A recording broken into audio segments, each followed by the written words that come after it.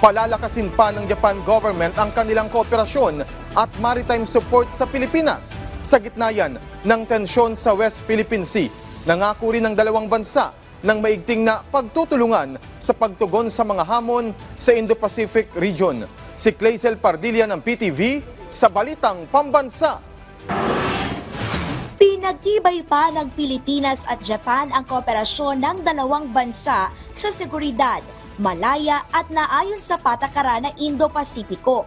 Napalakas ang ugnayan ng dalawang bansa matapos ang pagbisita ni Japan Foreign Minister Iwaya Takeshi kay Pangulong Ferdinand R. Marcos Jr. sa Malacanang kahapon. Ipinahayag ng Japan ang patuloy na suporta sa Pilipinas upang maitaas ang antas ng kapabilidad sa pagtitiyak ng seguridad at kaligtasan sa dagat na sakop ng Pilipinas. Sa harap ito ng nakababahala at paulit-ulit na agresibong aksyon ng China sa West Philippine Sea na nagdudulot ng tensyon sa rehiyon. I am gravely concerned that actions heightening tension in the South China Sea are repeated.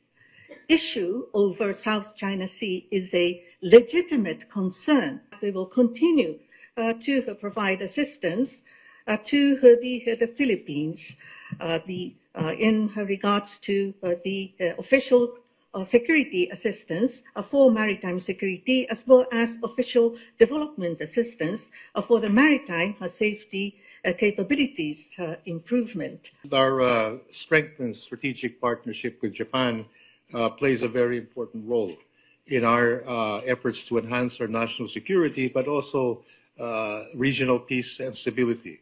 And that's why it's in this context that we have made a number of important strides, such as concluding the RAA. Tinutukoy ni Manalo ang Reciprocal Access Agreement, kasunduang naisakatuparan sa ilalim ng Administrasyong Marcos na nagpapalakas ng kooperasyon sa depensa at seguridad ng Japan at Pilipinas. Bago ang pakikipagpulong kay Iwaya, nagsagawa ng trilateral leaders phone call si Pangulong Marcos kana Japan Prime Minister Ishiba Shigeru at outgoing US President Joe Biden. Tiwala si Pangulong Marcos na lalo pang uusbong ang partnership ng Pilipinas at Japan at sinigurong itataguyod ang relasyon ng dalawang bansa di lamang sa usapin ng seguridad kundi pagpapalago rin ng ekonomiya at pagkamit ng kaunlaran.